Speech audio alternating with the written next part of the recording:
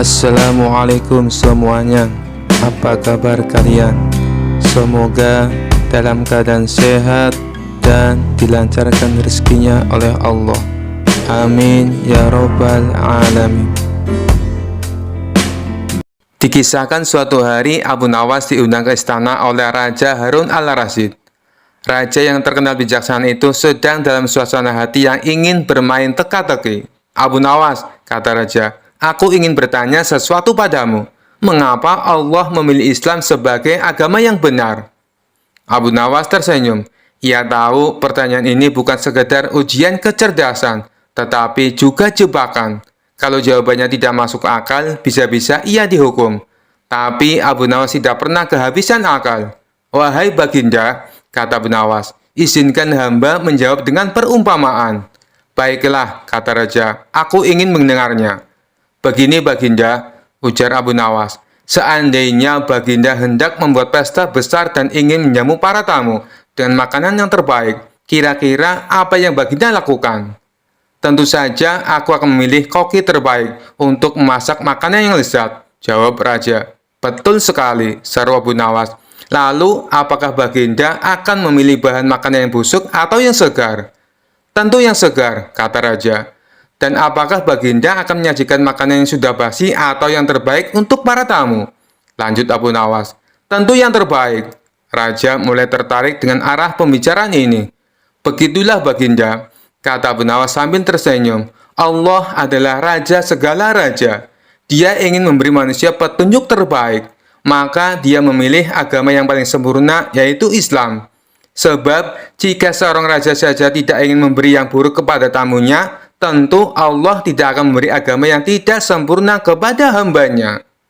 Raja Harun al-Rasyid terdiam sejenak, lalu tertawa terbahak-bahak. "Abu Nawas, kau memang cerdik. Jawabanmu masuk akal dan menghibur."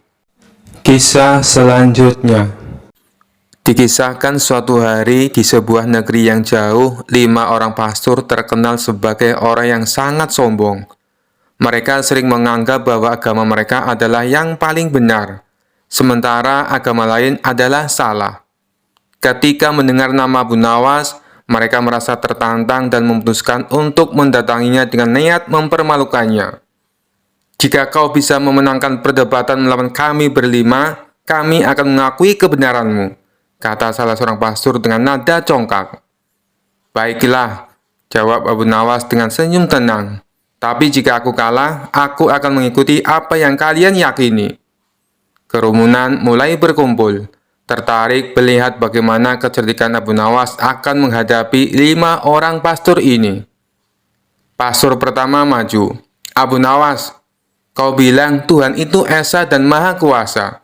Jika Tuhan Maha Kuasa, mengapa Dia tidak menciptakan dunia tanpa penderitaan?" Abu Nawas tersenyum bijak. "Pernahkah kau melihat pedang tajam?" "Ya, tentu saja," jawab pastor itu. "Jika pedang itu hanya dibuat untuk pajangan dan tidak pernah dipakai untuk berperang, apakah kau akan tahu seberapa kuat dan tajamnya pedang itu?" "Tentu tidak," jawab pastor mulai bingung. "Begitu pula manusia. Tuhan memberi ujian dan penderitaan agar manusia menunjukkan kekuatan iman dan kesabarannya.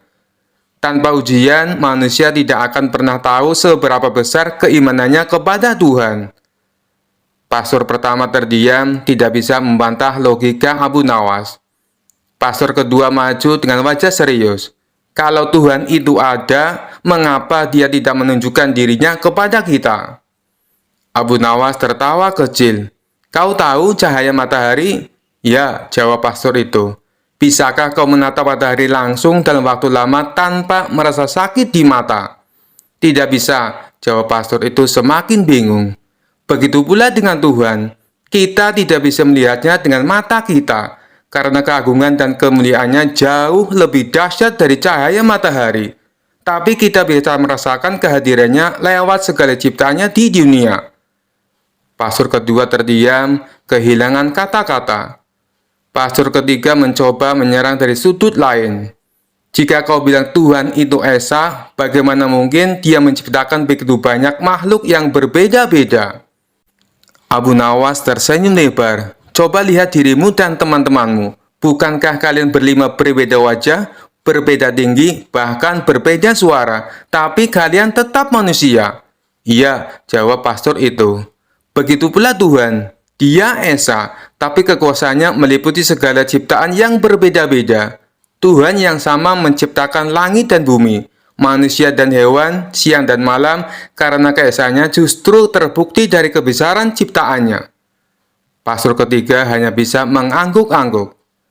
Pastor keempat mulai cemas, tapi tetap mencoba peruntungannya. "Bagaimana kau bisa yakin bahwa surga dan neraka itu benar-benar ada?" Abu Nawas mengambil segelas air dingin dan semangkok sup panas. "Mana yang lebih menyegarkan saat kau sedang haus?" "Tentu saja air dingin," jawab pastor itu. "Dan mana yang membuatmu tidak nyaman jika kau memasukkan tangan ke dalamnya?" tanya Abu Nawas sambil menunjuk semangkuk sup panas. "Sup panas," jawab pastor itu. "Nah, itulah bukti sederhana. Jika di dunia saja ada rasa nyaman dan tidak nyaman, maka di akhirat ada surga sebagai tempat nyaman, dan neraka sebagai tempat tidak nyaman. Logikanya sama." Pastor keempat terdiam, tak mampu menjawab. Pastor kelima yang paling sombong di antara mereka mencoba pertanyaan terakhir. "Jika Tuhan itu Maha Pengampun, mengapa Dia tidak mengampuni semua orang tanpa syarat?" Abu Nawas tersenyum tipis. "Jika ada seorang murid malas yang tidak belajar sama sekali, apakah kau akan berinya nilai tinggi tanpa dia berusaha?" "Tentu tidak," jawab pastor itu cepat. "Begitu pula Tuhan. Tuhan Maha Pengampun, tapi pengampunannya diberikan kepada mereka yang mau bertobat dan berusaha menjadi lebih baik. Pengampunan tanpa syarat hanya akan membuat manusia lalai dan tidak bertanggung jawab." Pastor kelima pun terdiam, tak mampu membantah Abu Nawas. Setelah mendengar semua jawaban Abu Nawas, kelima pastor itu saling berpandangan. Mereka akhirnya mengakui kekalahan mereka. Dengan suara lirih, salah satu pastor berkata, "Abu Nawas, kau benar. Kami datang dengan niat untuk mempermalukanmu, tapi justru kami yang dipermalukan oleh kecerdasan dan kebenaranmu. Ajaran kami lebih banyak tentang keimananmu." Abu Nawas tersenyum bijak. "Kalian telah membuat keputusan yang tepat. Kebenaran adalah milik Tuhan, dan siapapun yang mencarinya dengan hati yang ikhlas akan menemukannya." Kelima pastor itu pun akhirnya meninggalkan keyakinan lama mereka dan memeluk ajaran yang dibawa oleh Abu Nawas. Kisah selanjutnya.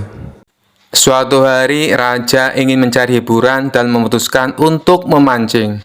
Ia memanggil Abu Nawas untuk menemaninya. "Abu Nawas, hari ini kita akan pergi memancing di sungai," kata raja dengan semangat. Abu Nawas sedikit bingung, mengingat sudah lama tak turun hujan, dan sungai-sungai di daerah itu menjadi kering. Tetapi ia tidak berani menolak perintah raja, hanya tersenyum sambil mengikuti keinginan baginda raja.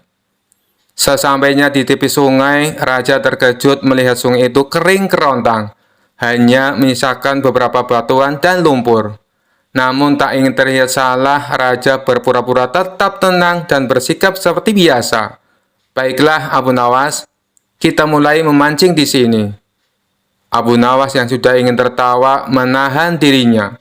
Ia kemudian berkata dengan nada serius, "Baginda, ikan-ikan di sini sangat pemalu. Kita harus memberi mereka umpan yang istimewa."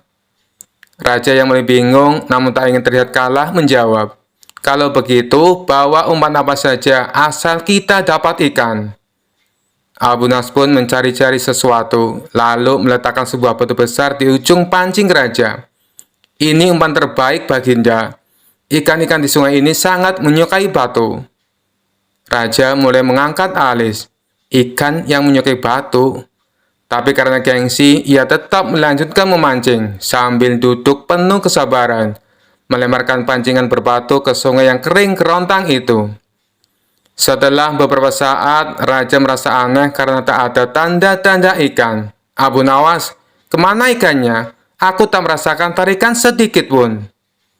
Abu Nawas menentawanya lagi dan berkata dengan wajah serius, "Baginda, saya rasa ikan-ikan di sungai ini sedang pergi piknik ke sungai sebelah.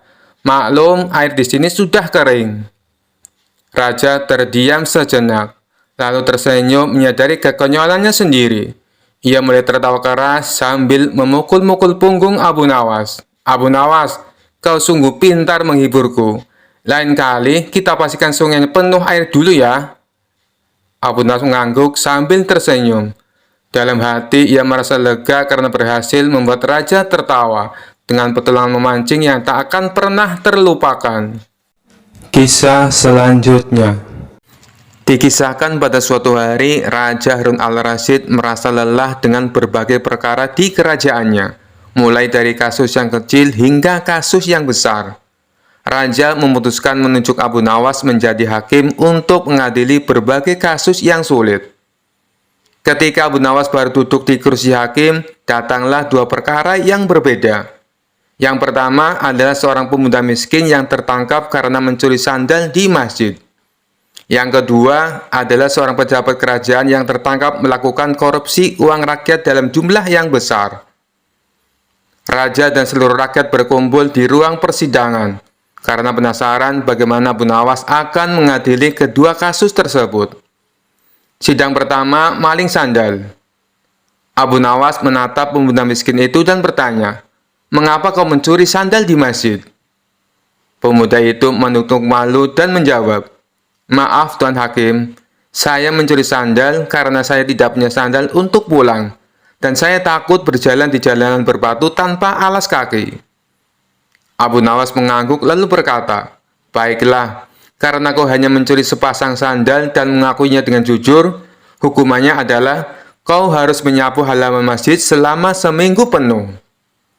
Pemuda itu lega dan berjanji tidak akan mengulangi perbuatannya. Sidang perkara koruptor. Setelah itu, giliran pejabat korup yang maju ke depan. Ia terlihat tenang dan penuh percaya diri. Abu Nawas menatapnya tajam dan bertanya, "Mengapa kau mencuri uang rakyat?" Pejabat itu tersenyum tipis dan berkata, "Saya tidak mencuri Tuan Hakim. Saya hanya memanfaatkan peluang dan kebetulan uangnya sangat banyak. Jadi saya ambil sedikit untuk diri sendiri."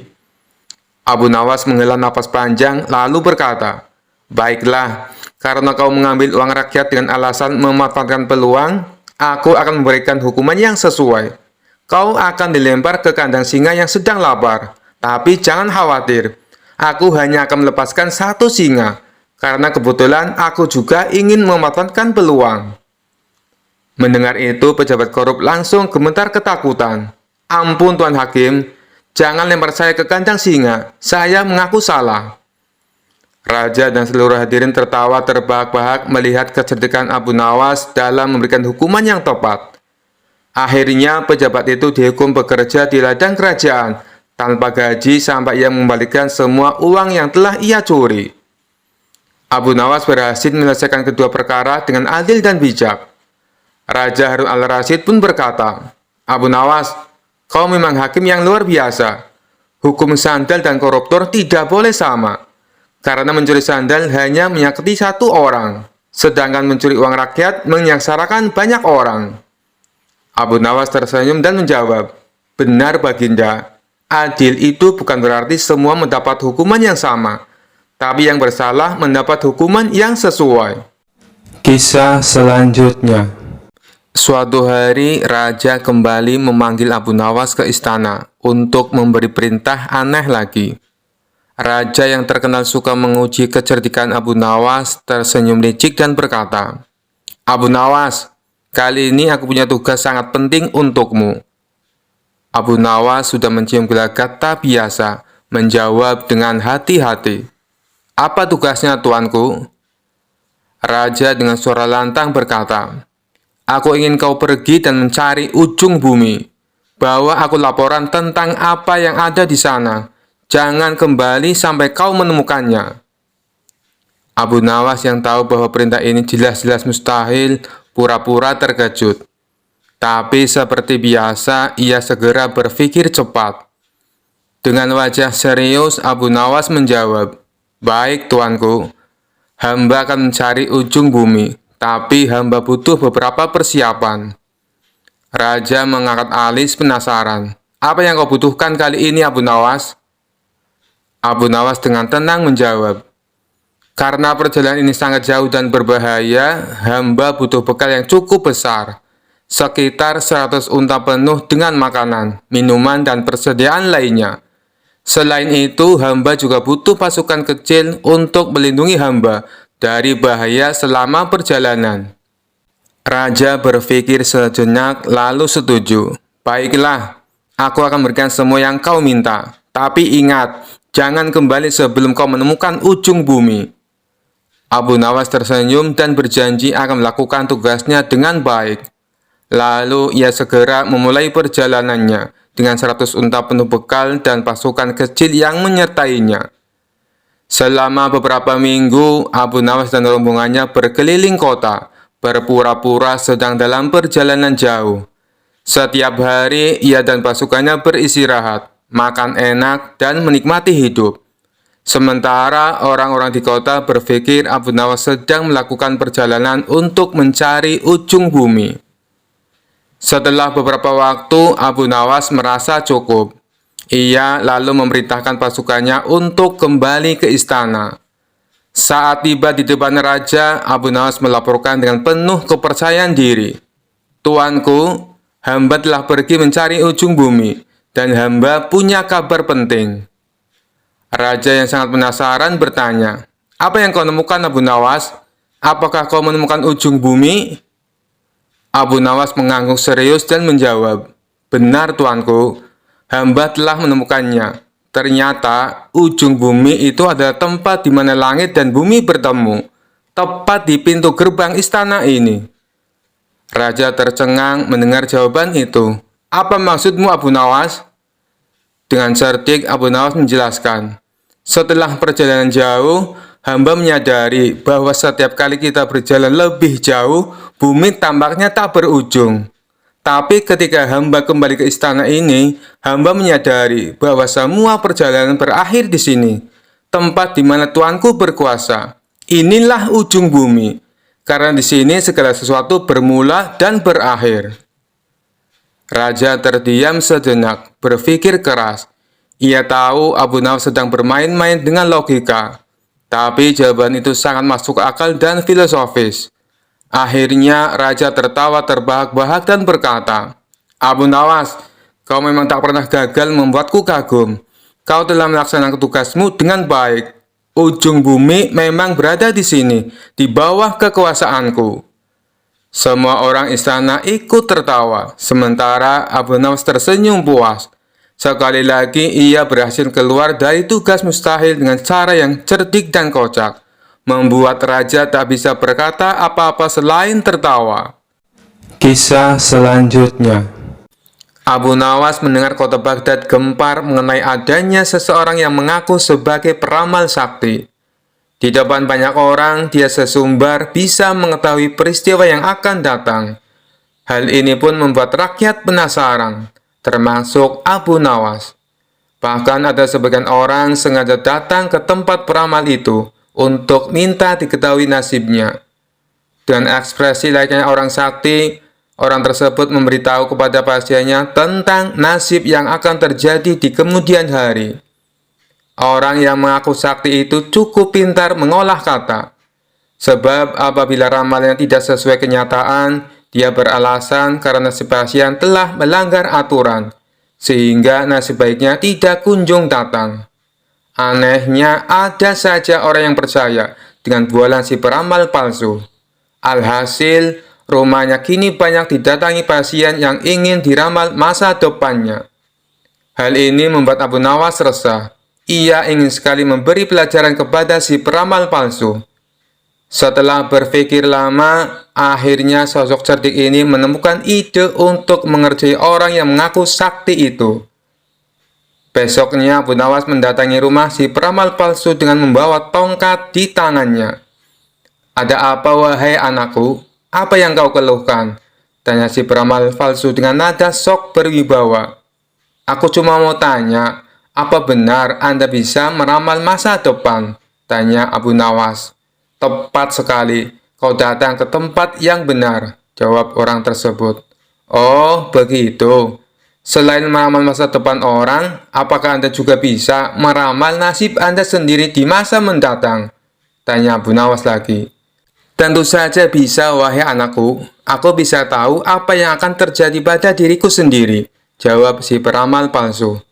Setelah mendengar pengakuan orang tersebut, tiba-tiba Abu Nawas memukulkan tongkatnya tepat mengenai kepala si peramal.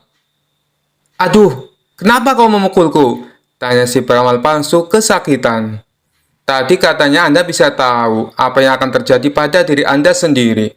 Seharusnya sebelum aku memukul, Anda sudah menghindar. Berarti Anda pembohong, ujar Abu Nawas. Tidak, wahai anakku. Sebenarnya aku sudah tahu, bahkan sebelum kau datang ke sini, kata si peramal berpura-pura. Tapi kenapa Anda tadi tidak mengelak sewaktu aku pukul? Tanya Abu Nawas. Itu aku sengaja membiarkannya, jawab peramal palsu tersebut. Baiklah, sekarang coba tebak apa yang akan menimpamu lagi, tanya Abu Nawas sambil mengangkat tongkatnya.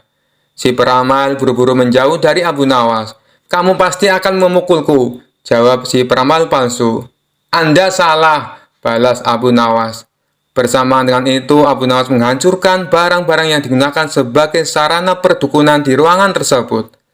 Seketika di sana berantakan, banyak barang pecah akibat pukulan tongkat Abu Nawas. Tidak terima dengan perilaku Abu Nawas, peramal palsu itu lalu mengadukannya kepada Tuan Hakim.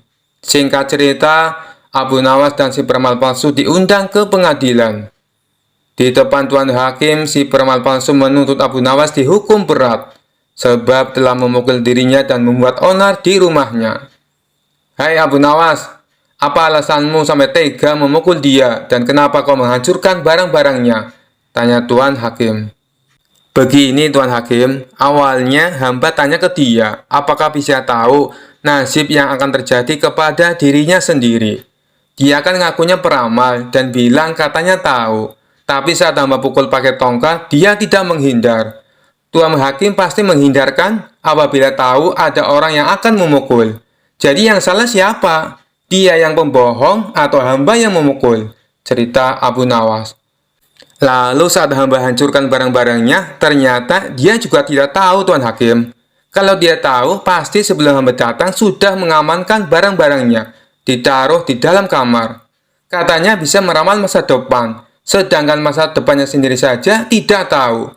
Berarti dia pembohong, jelasnya.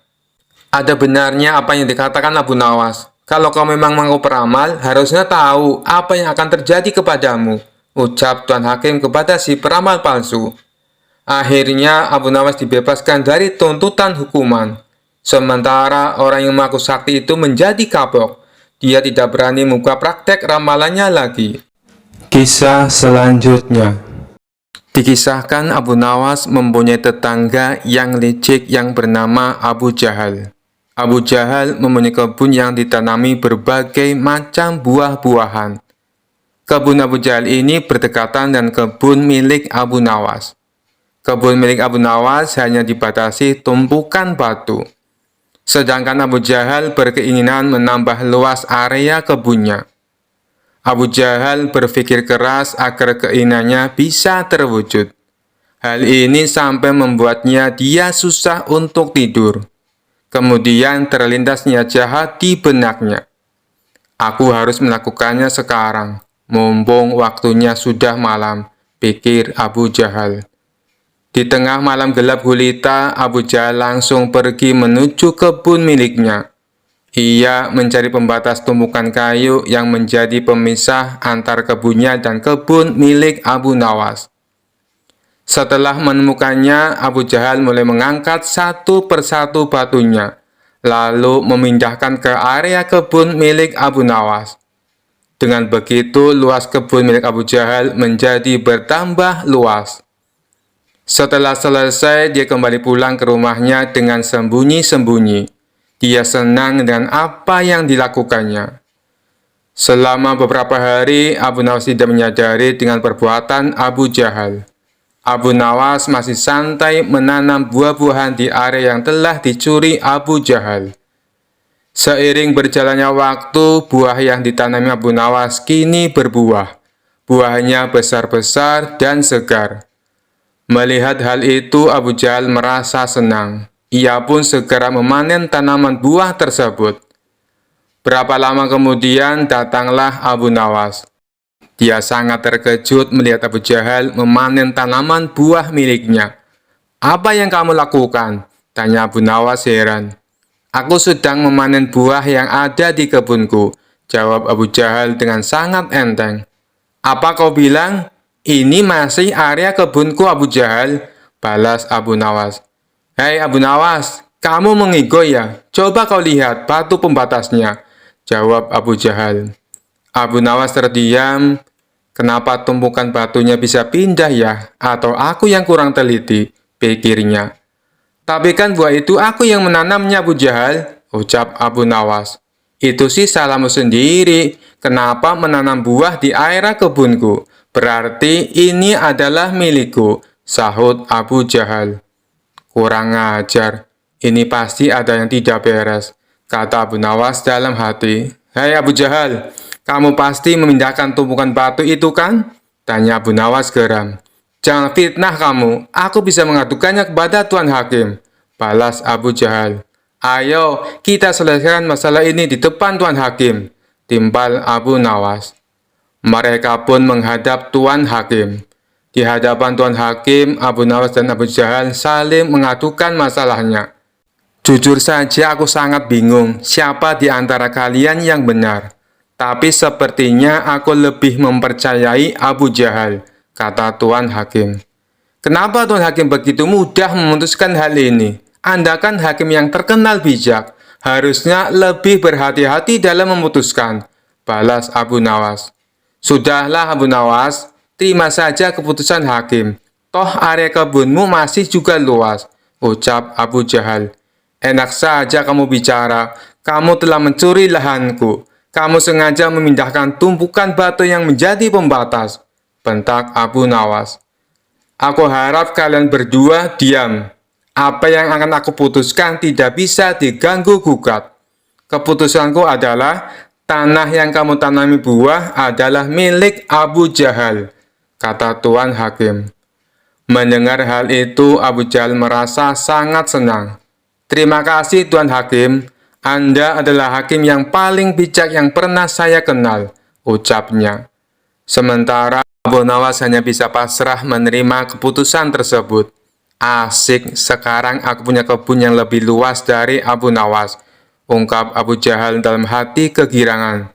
"Oh iya Abu Jahal, berapa luas kebunmu?" tanya Tuan Hakim.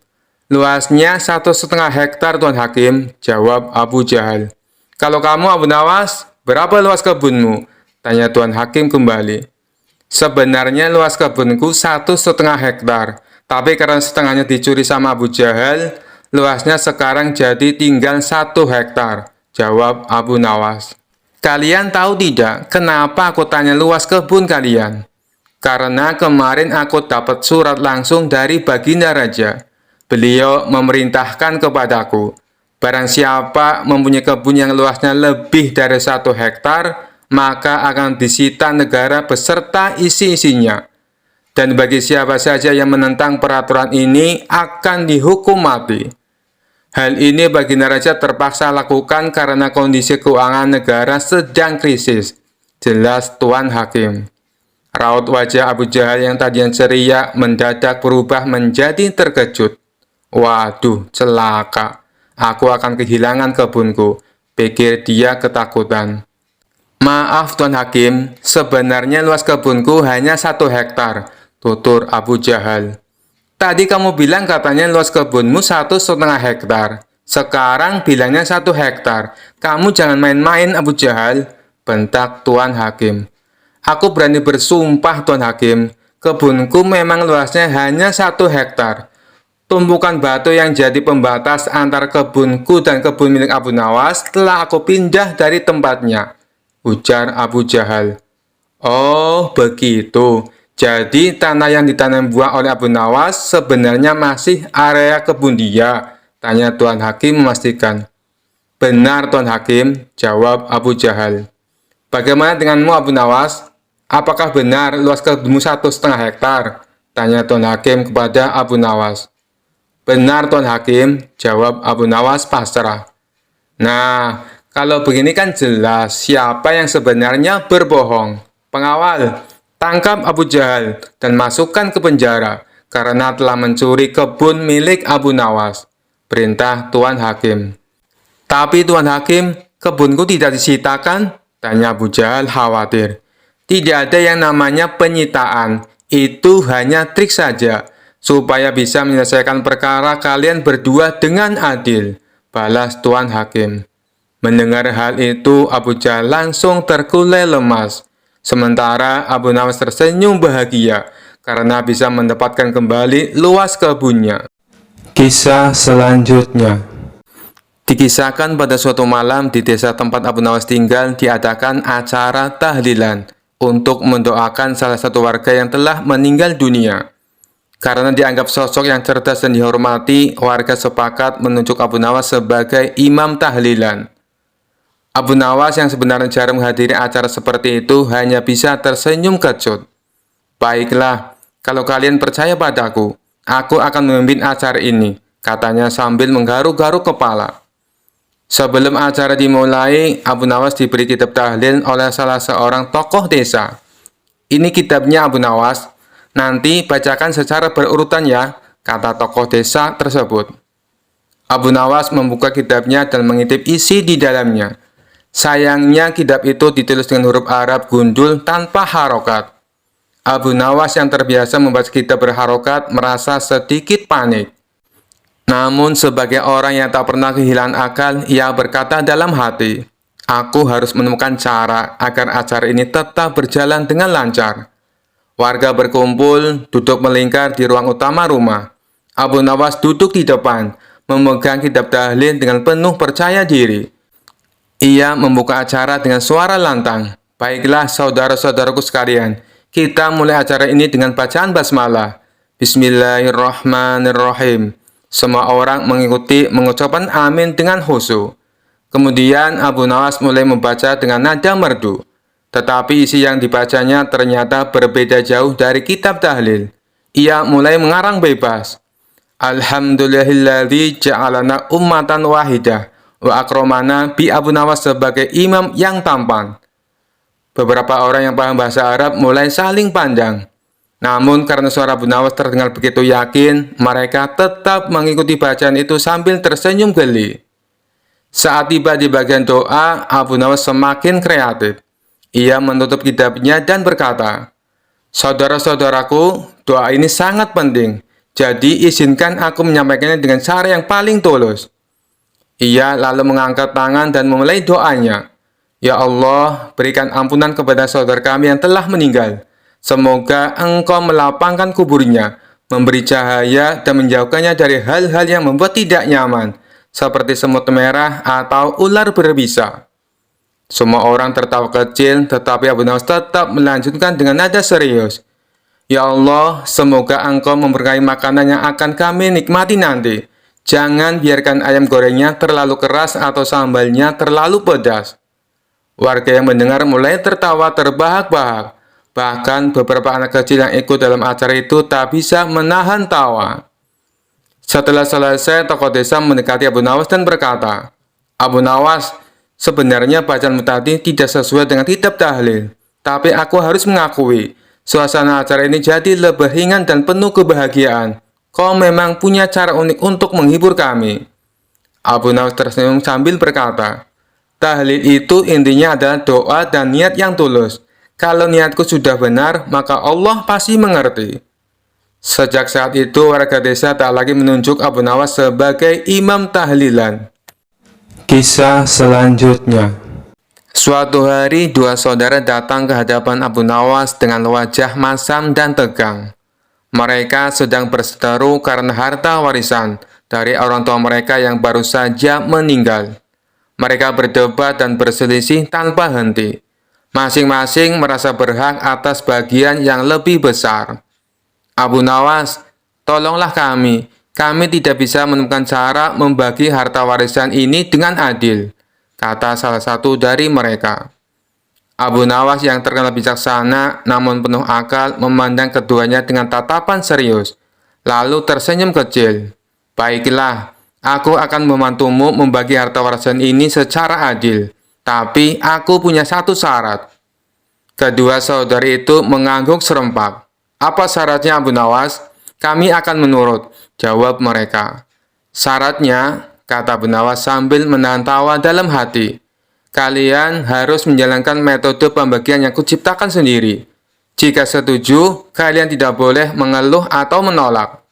Keduanya langsung setuju karena yakin Abu Nawas pasti akan bersikap adil.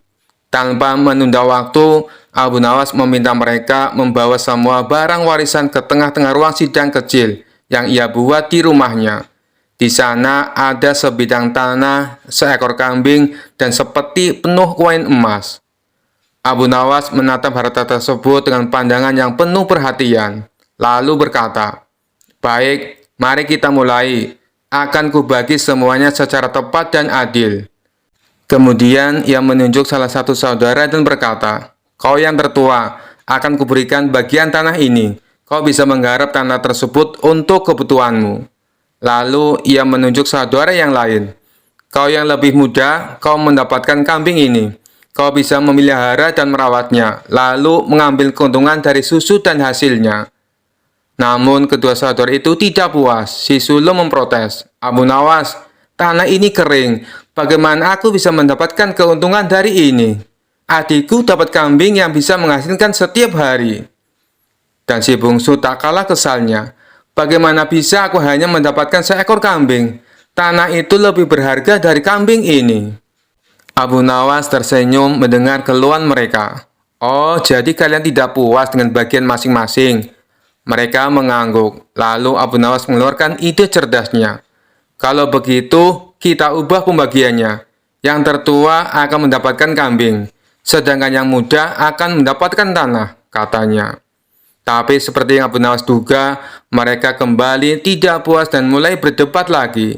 Si sulung merasa kambing tak cukup bernilai, dan si bungsu merasa tanahnya terlalu kering. Mereka mulai saling menyalahkan dan hampir bertengkar.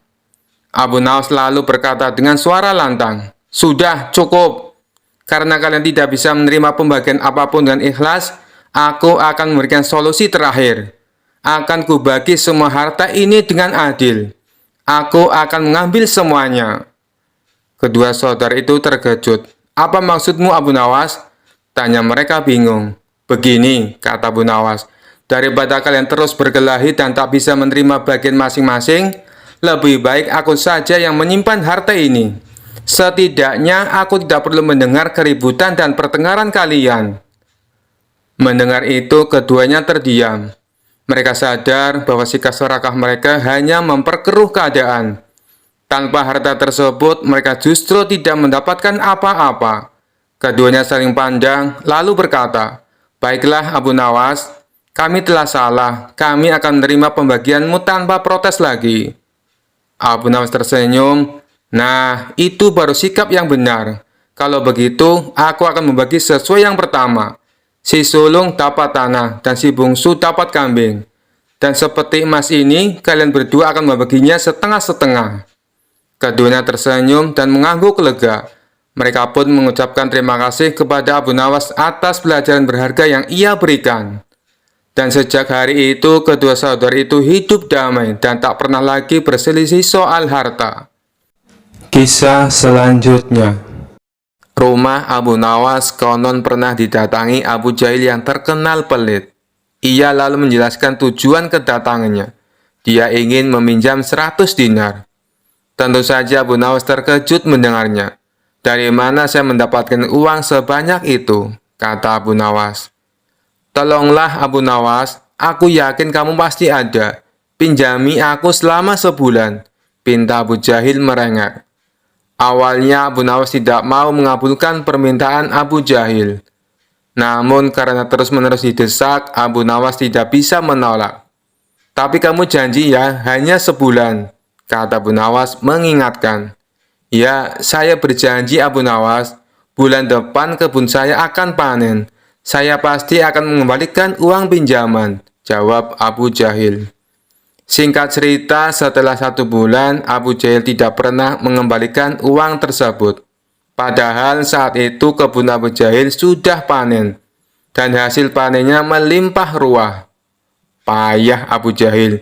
Dia tidak menepati janjinya, batin Abu Nawas. Karena membutuhkan uang, Abu Nawas terpaksa pergi ke rumah Abu Jahil untuk menagih hutangnya. Bagaimana dengan janjimu, Abu Jahil? Katanya kamu akan mengembalikan uang itu dalam waktu sebulan, kata Abu Nawas. Abu Jahil menjawab bahwa dia tidak bisa membayar hutangnya. Ia beralasan bahwa uang hasil kebunnya digunakan untuk mengobati saudaranya yang sakit. Jangan khawatir Abu Nawas, saya pasti akan membayar bulan depan, kata Abu Jahil. Mendengar jawaban Abu Jahil, Abu Nawas sangat kecewa. Akhirnya dia pulang tanpa membawa uang sepeser pun. Beberapa hari kemudian, Abu Nawas mendengar kabar bahwa Abu Jahil sering mengundang teman-temannya untuk berpesta di rumahnya. Mendengar hal tersebut, Abu Nawas menjadi emosi. Kurang ajar, katanya dia kekurangan uang, tetapi dia malah sering mengadakan pesta, gerutu Abu Nawas. Abu Jahil pasti tidak akan membayar hutangnya karena 1000 alasan. Akhirnya Abu Nawas mendapat ide untuk mengerjai Abu Jahil. Keesokan harinya, Abu Nawas pergi ke desa seberang untuk menemui sahabatnya. Dia mulai menyusun strategi dan meminta bantuan seorang teman. Setelah strateginya matang, Abu Nawas segera mendatangi rumah Abu Jahil. Mengapa kamu ke sini, Abu Nawas? Aku kan sudah bilang, jika mengembalikan uangnya itu bulan depan, kata Abu Jahil. Jangan salah paham, Abu Jahil. Aku ke sini bukan untuk menagih hutang.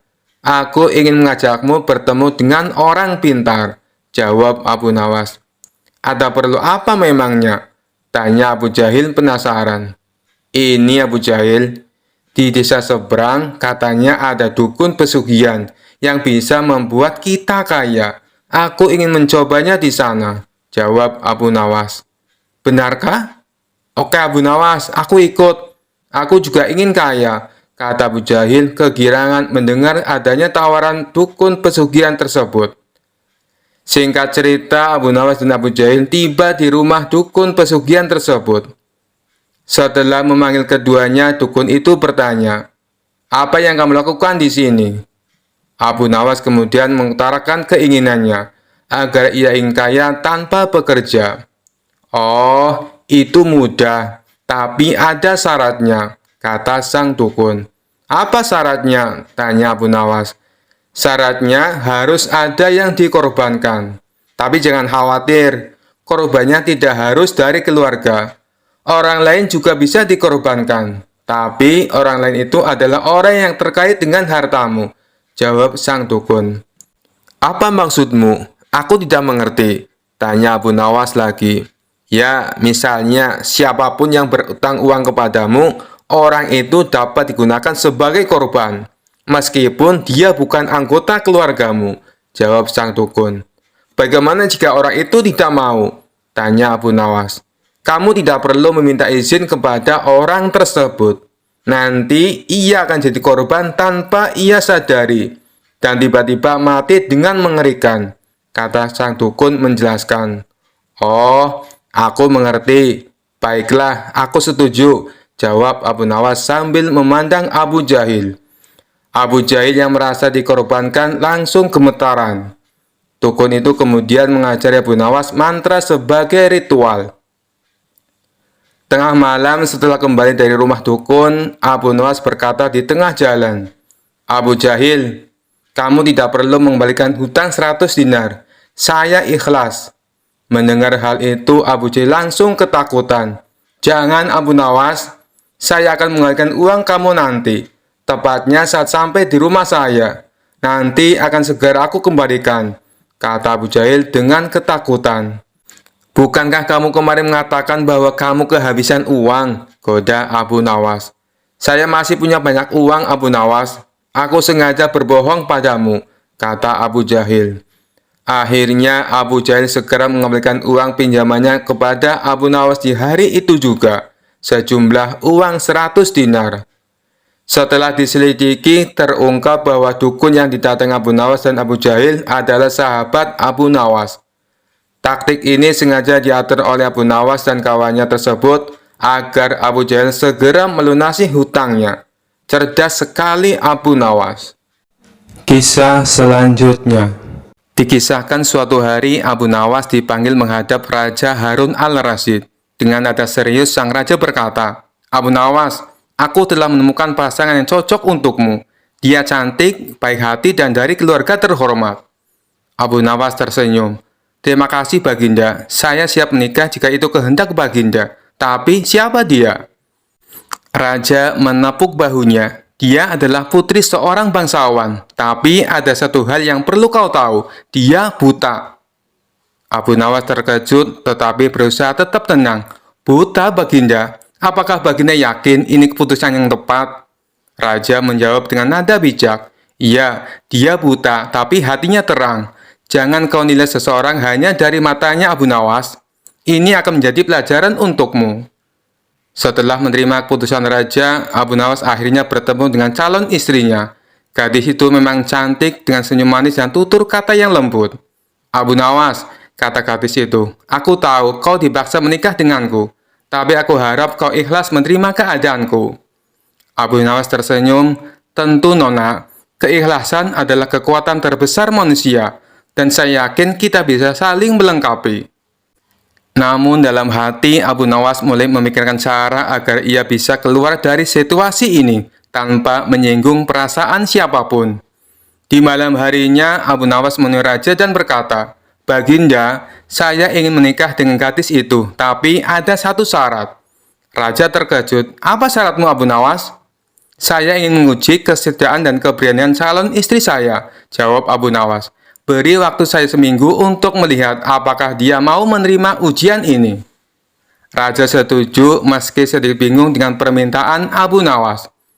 Abu Nawas menemui gadis itu keesokan harinya dan berkata, "Nona, sebelum kita menikah, saya ingin memastikan bahwa kau adalah orang yang tepat untuk menjadi pendamping hidupku. Bisakah kau melakukan sesuatu untukku?" Gadis itu dengan percaya diri menjawab, "Apa saja Abu Nawas, katakanlah." Abu Nawas tersenyum, "Aku ingin kau belajar memanah. Seorang istri harus bisa melindungi suaminya di masa sulit." Gadis itu tertawa. "Abu Nawas, bagaimana aku bisa memanah kalau aku bahkan tak bisa melihat sasaran?" "Tidak apa-apa," balas Abu Nawas. "Aku akan menjadi sasarannya. Kau hanya perlu mendengar suaraku dan menembak ke arah itu." Setelah seminggu belajar, gadis itu benar-benar mencoba memanah Abu Nawas. Dengan bimbingan Abu Nawas, panahnya malah melesat jauh dan menancap di sebuah pohon.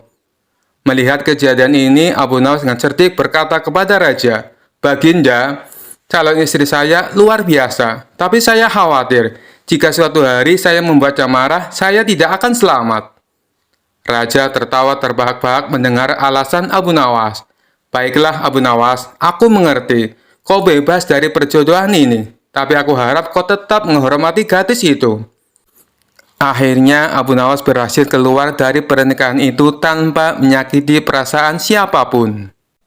Kisah selanjutnya. Dikisahkan suatu malam Baginda Raja Harun al-Rasyid bermimpi dalam tidurnya bertemu seorang lelaki tua.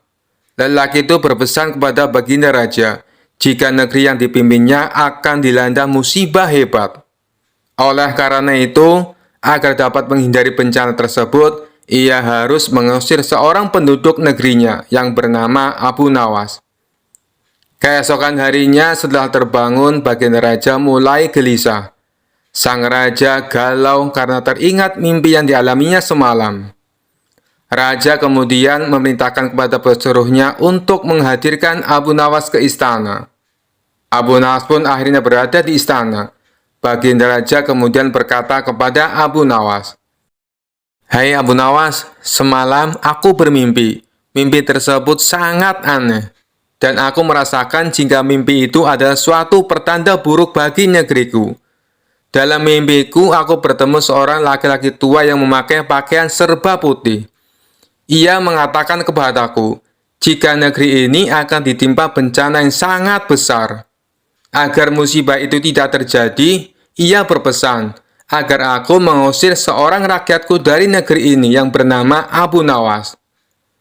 Lelaki tua itu juga mengatakan, Jika Abu Nawas itu ingin kembali, maka hendaklah dia tidak berpijak di atas bumi atau menghindari tunggangan apapun. Tapi jika ia tidak bisa melakukan seperti itu, maka ia tidak boleh lagi kembali ke negeri ini. Karena mimpi itu, maka aku yakin ada sebuah kesialan atas dirimu. Sehingga aku memutuskan untuk mengusirmu dari negeri ini, kata Baginda Raja. Setelah mendengar perintah Baginda Raja atas pengusiran dirinya, perasaan Abu Nawas berkecamuk dan galau. Abu Nawas kemudian meninggalkan istana dan kembali ke rumah. Ia menceritakan kepada istrinya tentang apa yang telah dititahkan Raja kepadanya. Istrinya pun merasa sangat sedih mendengar cerita Abu Nawas. Abu Nawas kemudian langsung pergi meninggalkan keluarganya dengan membawa bekal seadanya. Ketika dalam perjalanan, ia terus memohon kepada Allah agar diberi petunjuk. Abu Nawas terus memutar otaknya agar dapat keluar dari masalah itu. Abu Nawas terus berjalan tanpa tujuan hingga sampai di sebuah negeri. Selama beberapa hari di negeri itu, ia terus berpikir bagaimana cara ia kembali ke negeri Baghdad tanpa melanggar apa yang dipesankan raja kepadanya, yaitu tidak boleh menginjak bumi dan tidak boleh mengendari tunggangan apapun. Bukan Abu Nawas namanya jika ia memiliki keputusasaan dan kebuntuan dalam berpikir. Abu Nawas tidak berputus asa atas segala masalah yang telah menimpanya, meskipun alasannya membuat ia diusir sama sekali tidak masuk akal. Ia menerimanya dengan ikhlas, selalu berdoa kepada Allah dan berpikir untuk bisa keluar dari setiap masalah yang menimpanya. Singkat cerita, pada suatu hari ia merasakan rindu yang begitu berat kepada keluarganya. Sayangnya, ia belum menemukan cara untuk kembali. Hingga pada suatu hari, tiba-tiba dia menemukan sebuah cara yang sangat masuk akal dan tidak membuatnya melanggar perintah sang raja. Setelah ia menemukan cara tersebut, Abu Nawas segera mempersiapkan segala sesuatu dan bersiap untuk kembali ke kampung halamannya di Baghdad. Akhirnya, kabar kembalinya Abu Nawas mulai viral dan tersebar hingga ke telinga Baginda Raja. Kepulangan Abu Nawas disambut gembira oleh beberapa warga karena kecintaan mereka kepada Abu Nawas. Baginda Raja pun ikut senang, akan tetapi kali ini dalam suasana yang berbeda. Jika rakyat merasa senang karena mereka menyukai Abu Nawas, Baginda Raja senang karena kali ini ia dapat leluasa memberi hukuman kepada Abu Nawas. Baginda Raja berpikir Abu Nawas akan mustahil dapat kembali tanpa berpijak pada bumi atau menunggangi sesuatu. Hingga akhirnya tibalah Abu Nawas di istana dan menghadap Baginda Raja. Kehadirannya di istana membuat Baginda Raja dibuat kaget lantaran melihat Abu Nawas bergelantungan mengikat dirinya di bawah seekor keledai. Kemudian Abu Nawas berkata kepada Baginda Raja, "Wahai Baginda Raja, bukankah engkau telah mengusirku dari negeri ini dan melarangku kembali dengan berjalan memijak bumi dan tidak boleh menunggang apapun? Oleh sebab itu, aku telah kembali dengan tidak memijak pada bumi dan tidak pula menunggang apapun, kecuali aku bergelantungan di bawah perut keledai." Melihat kedatangan Abu Nawas dan alasan yang diberikannya membuat Baginda Raja merasa masuk akal dan sangat memuaskan. Akhirnya Abu Nawas bisa kembali ke rumah bersama keluarganya tanpa mendapat hukuman dari Baginda Raja. Kisah selanjutnya. Suatu malam yang tenang, Abu Nawas tidur dengan pulas di rumahnya. Namun, tiba-tiba dalam tidurnya, ia mulai gelisah. Matanya berkedut, nafasnya tersengal-sengal, dan tubuhnya bergerak seakan-akan sedang berlari. Ternyata, Abu Nawas sedang bermimpi buruk dikejar-kejar harimau. Di dalam mimpinya, Abu Nawas berada di sebuah hutan lebat. Ia mendengar deru nafas berat dari balik semak-semak. Ketika menoleh ke belakang, ia melihat seekor harimau besar berlari ke arahnya dengan mata yang bersinar ganas. "Astagfirullah, harimau!" seru Abu Nawas dalam mimpi itu. Sambil berlari secepat mungkin, tapi seperti mimpi pada umumnya, kakinya terasa berat. dan setiap langkahnya seperti berjalan di lumpur. Harimau itu semakin mendekat dan Abu Nawas mulai panik. "Lari Abu Nawas, lari!" Ia berteriak pada dirinya sendiri. Namun tak peduli seberapa keras ia mencoba, harimau itu semakin dekat. Taringnya terlihat tajam dan siap menerkam. Ketika Abu Nawas sudah hampir menyerah, tiba-tiba ia tersandung batu besar dan terjatuh. Dengan cepat, harimau itu melompat ke arahnya. Tapi sebelum harimau itu menerkam, Abu Nawas berteriak, "Tunggu, tunggu dulu!" Ajaibnya, harimau itu berhenti di udara, menggantung seperti sedang mempertimbangkan kata-kata Abu Nawas. "Kenapa kau berhenti?" tanya harimau bingung. Abu Nawas yang sudah terpojok tiba-tiba mendapatkan ide cerdik. "Kau tidak boleh menerkamku sekarang," katanya dengan nada yakin. "Aku sedang bermimpi, dan dalam mimpi aku yang mengendalikan segalanya." Harimau itu menatapnya curiga. "Apa maksudmu?" Abu Nawas melanjutkan dengan percaya diri. "Aku bisa mengubahmu menjadi apapun yang aku mau. Bagaimana kalau aku membuatmu jadi kucing manis saja? Atau mungkin seekor ayam?" Harimau itu mulai panik. "Ayam? Tidak, aku tidak mau jadi ayam." Abu Nawas tersenyum lebar. "Lalu bagaimana kalau kita buat kesepakatan? Aku tidak akan mengubahmu jadi ayam, asalkan kau tidak menerkamku." Harimau itu berpikir sejenak, lalu setuju. "Baiklah, kita punya kesepakatan. Aku tidak akan menerkammu." Dengan lega, Abu Nawas mengusap keringat di dahinya. "Bagus, bagus. Sekarang, bagaimana kalau kau pergi dan tinggalkan aku sendirian?" Harimau itu mengangguk, berbalik dan mulai berjalan menjauh. Namun sebelum pergi terlalu jauh, ia menoleh kembali dan berkata, "Ingat Abu Nawas, lain kali kalau kau bermimpi lagi, jangan buat aku marah. Aku tidak suka diancam jadi ayam." Abu Nawas tertawa dalam mimpinya, merasa telah menang dengan kecerdikannya. Dan saat itu juga ia terbangun. Keringatnya masih membasahi dahi, tapi ia tetap tersenyum lega. Keesokan harinya, para tetangga bertanya, "Abu Nawas, kenapa semalam kau berteriak-teriak dalam tidurmu? Apa kau bermimpi buruk?" Abu Nawas tertawa dan menjawab, "Tidak, hanya mimpi dikejar harimau. Tapi tenang saja, kami sudah membuat kesepakatan.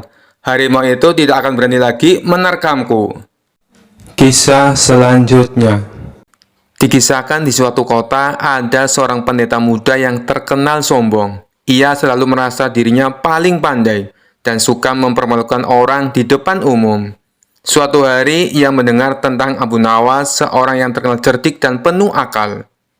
Pendeta muda itu berpikir, "Aku harus mempermalukan Abu Nawas di depan semua orang, supaya orang-orang tahu aku lebih pintar."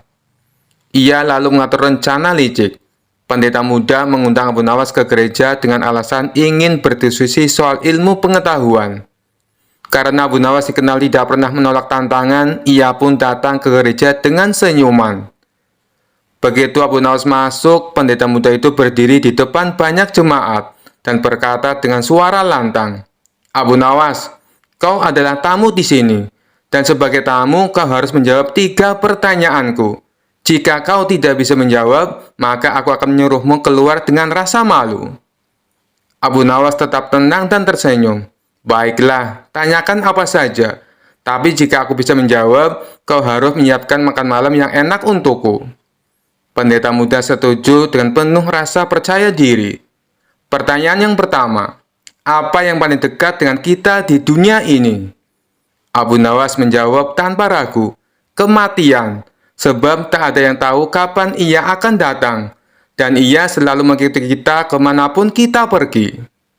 Pendeta muda terdiam, tak menyangka Abu Nawas bisa menjawab dengan begitu cepat dan bijak. Pertanyaan yang kedua, "Apa yang paling berat di dunia ini?" Abu Nawas tersenyum dan berkata, "Menahan nafsu dan amarah. Banyak orang kuat mengangkat beban berat, tapi sedikit yang mampu menahan dirinya sendiri." Para jemaat mengangguk setuju mendengar jawaban Abu Nawas. Sementara pendeta muda mulai terlihat gugup. Pertanyaan yang ketiga, "Apa yang paling ringan di dunia ini?" Abu Nawas dengan tenang menjawab, "Meninggalkan ibadah dan kebaikan. banyak orang dengan mudah meninggalkannya hanya karena alasan sepele. Pemuda-muda terdiam, ia tahu bahwa semua jawaban Abu Nawas benar dan sangat bijaksana. Para jemaat pun mulai berbisik-bisik memuji kecerdasan Abu Nawas. Karena merasa dipermalukan di depan umum, pendeta muda mencoba trik terakhirnya. Baiklah, kau menjawab semua pertanyaan dengan baik. Tapi sebelum aku menyiapkan makan malam untukmu, aku ingin melihat apakah kau benar-benar cerdik. Bisakah kau menghilang dari tempat ini tanpa berjalan keluar lewat pintu? Abu Nawas tersenyum lebar dan berkata, tentu saja. Ia lalu duduk tenang, memejamkan mata dan berkata, sekarang aku sudah tidak ada di sini, karena jiwaku sudah melayang jauh ke negeri lain, yang tinggal hanya tubuhku, jadi aku sudah hilang. Semua orang tertawa terbahak-bahak mendengar kecerdikan Abu Nawas. Sementara pendeta muda hanya bisa menahan malu. Akhirnya, ia memenuhi janjinya dengan menghidangkan makan malam yang enak untuk Abu Nawas. Sekian dulu perjumpaan kita kali ini. Sampai bertemu lagi di kisah-kisah selanjutnya. Terima kasih yang sudah subscribe dan setia menonton channel ini. Wassalamualaikum warahmatullahi wabarakatuh.